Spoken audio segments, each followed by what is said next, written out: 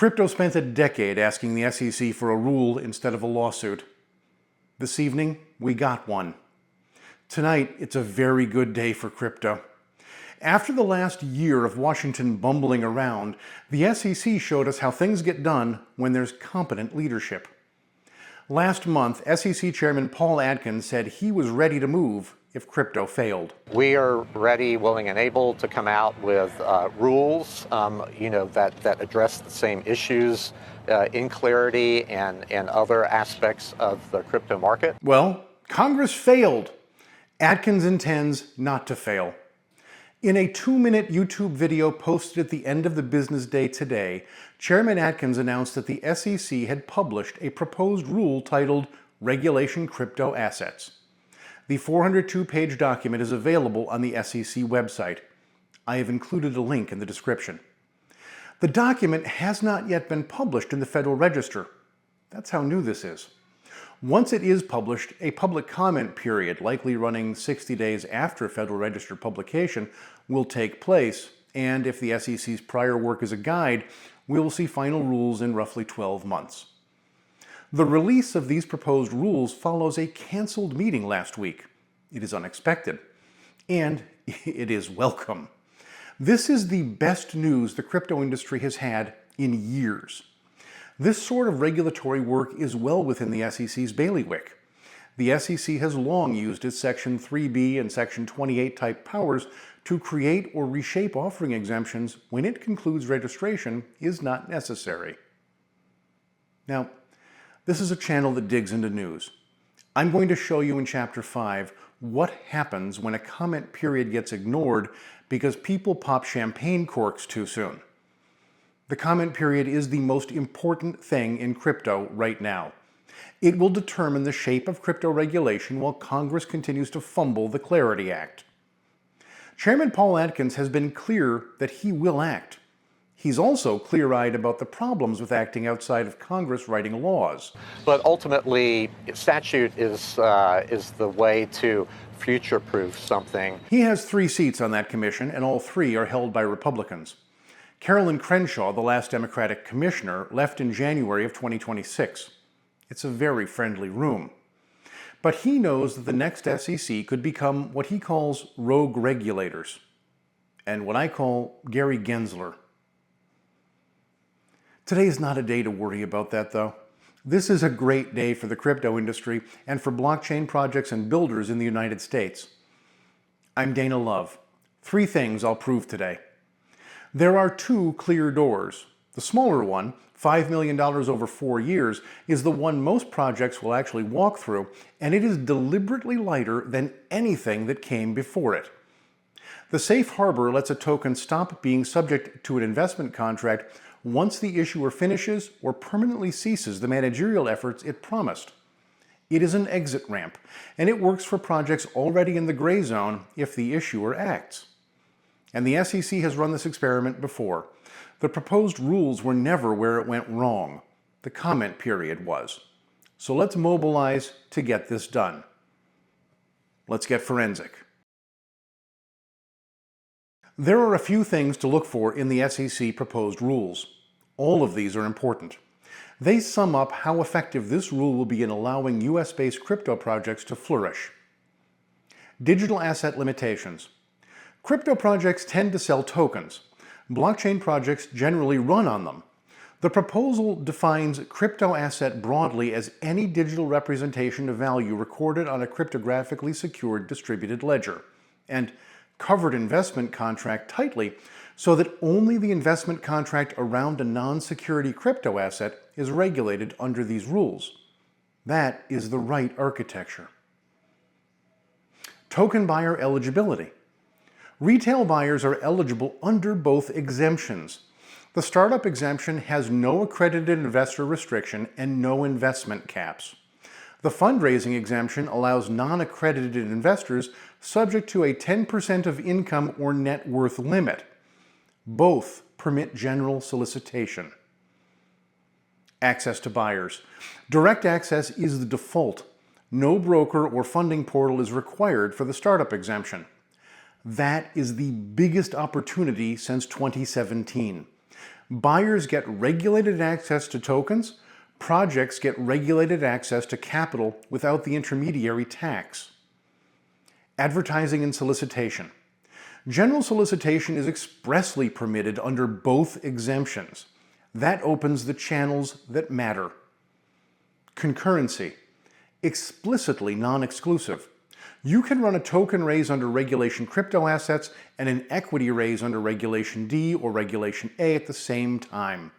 The offshore contortions of the last 8 years can stop. There are 2 concrete doors, not one. Startup exemption. Up to $5 million aggregate over a maximum 4-year period. It's one-time use for the same or substantially similar crypto asset. Website disclosures only, no financial statements, individuals or groups allowed. And fundraising exemption. That's modeled on Regulation A. Tier 1 is up to $20 million in 12 months. Tier 2, up to $75 million in 12 months. Financial statements are required, ongoing reporting, U.S. entity nexus rules apply. The fundraising exemption can be used after the startup exemption. And while the startup exemption is limited to one use for a token, the fundraising exemption carries no such limitation. It caps the amount that can be raised under the fundraising exemption each 12-month period. There is no lifetime or multi-year aggregate cap. Let that one sink in for a second. So that's my immediate list. What's on yours? Comment here and we'll start talking about commenting on the proposed rules quickly. If this is the sort of deep dive you want to see more of, subscribe. The channel is just over 6 months old. The next thing I promised was understanding the safe harbor, which finally does away with the fuzzy, sufficiently decentralized test as the sole exit criterion. Back in March at SEC Speaks, Atkins laid out a 5-part taxonomy for digital assets. Digital commodities, digital collectibles, digital tools, stablecoins, and digital securities. Only that last category is a security outright. Now, run that against your own portfolio. Bitcoin is a digital commodity. XRP is a digital commodity. Those assets do not need this door. They're already standing on the other side of it. So who is the safe harbor for? Everything that never got a letter. The tokens that launched, raised, and have been sitting in a legal gray zone ever since, where the founders cannot tell you what they own and neither can you. You hold the asset, you do not hold the classification. Somebody else grades that, and until this morning, there was no form to file. That is the good news in this rule, and it is real news. There has never been an exit ramp before. Hester Peirce proposed one in 2020 and it went nowhere. Rule 400 is clean. The issuer must have completely or permanently ceased all essential managerial efforts it represented or promised under the covered investment contract, and must not be making or intending new ones. Then the issuer files Form TR with the certification and supporting analysis. Once that happens, the Commission will treat the crypto asset as no longer subject to an investment contract. It is issuer-driven. It is not automatic for holders, but it is the first formal off-ramp the industry has ever had. Which raises the question I would ask about any 402-page document that shows up quickly. Why now? Hester Peirce is a commissioner at the Securities and Exchange Commission and the head of its crypto task force. The crypto world calls her Crypto Mom. In 2020, she wrote the original token safe harbor proposal, and that document is the intellectual root of the thing that came out this evening. She is leaving the SEC in November of 2026 for a post at Regent University Law School. Count the calendar with me. The comment period, probably 60 days, starts once it's published, which I expect will be this week. Final rule expected in the middle of 2027, maybe the end of 2027. The person who invented this concept will be out of the building before the comment file closes and long gone before anybody writes the final text. Atkins has a name for the broader project. He calls it Project Crypto, and his stated strategy is 3 words: advance, clarify, transform. He has also described the SEC and the CFTC coordinating so tightly that the boundary between them stops mattering, replacing what he's called 2 fortresses with a no man's land in between. That's really smart framing. And all of it is rulemaking, not legislation, which means all of it can be undone by the next commission with a vote. And the Supreme Court made that particularly easy to do. Congress could have made this permanent. So far, Congress has not. I've been bringing you that story all summer. The SEC has previously granted securities exemptions. It does this routinely, and it does not need Congress to hand it the pen. Under its Section 3B and Section 28 authority, the Commission has been creating and reshaping offering exemptions for decades, anytime it concludes that full registration is not necessary to protect investors. Regulation crypto assets is the first of its kind for this asset class, and that part is real. The power to write it is not novel at all, though. Ultimately, we need the certainty of a statute that will help future-proof so that we have clear direction and to go for. Which means the fight ahead is not about whether the SEC can do this. The law there is settled. The fight is over what goes inside. Look at the startup exemption carefully. Up to $5 million over 4 years, one-time use, website disclosures under Principles-Based Rule 103. No financial statements, no intermediary, no accredited investor gate. Securities are not restricted. Airdrops, staking rewards, governance distributions, and testing fees can all fit inside the covered transaction definition if they need to. Compare that to regulation crowdfunding. Congress ordered it in the Jobs Act of 2012. The SEC adopted its rules in 2015, and the promise was the same promise that you heard this evening. Small companies raise money from ordinary people without the cost of full registration. Then look at what the rules asked for. Every raise runs through a registered funding portal. Investors get individual caps. Issuers file ongoing annual reports. Money sits in escrow. And the audited financials requirement means a real startup ceiling is not $5 million. Under Reg CF, it's $1.235 million. They built a $5 million door for a $5 million prize, and then they put a $5 million hallway in front of it. This proposal does not do that on the small door. The hallway is short. That is a difference.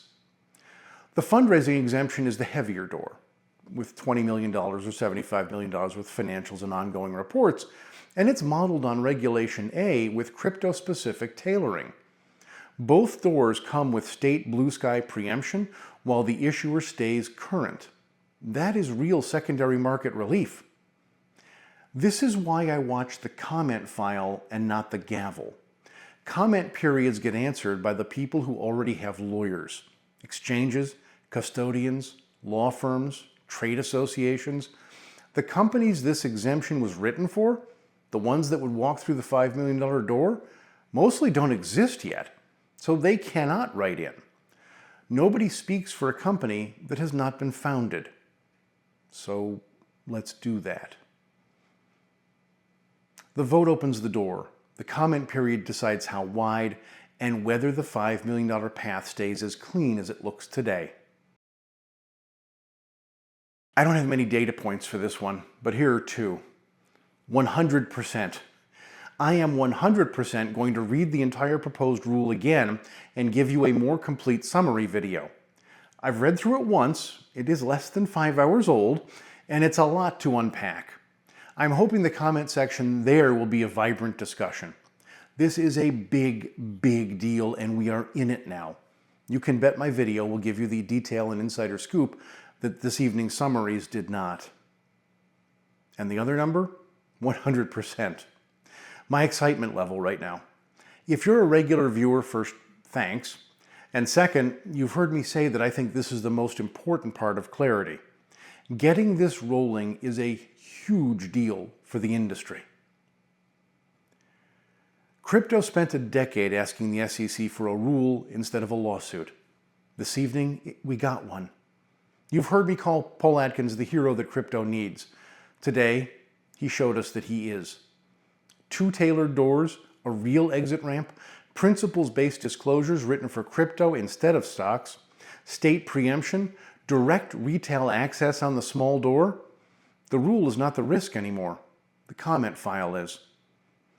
I'm Dana Love. My book is on Amazon. Thank you for inviting me onto your screen. I'll see you in the next one. If this gave you something to think about, subscribe. I put out new analysis often. Drop a comment too. I answer as many as I can. And watch this one next. I picked it for you. Wherever you found me, I'm glad you did. See you in the next one.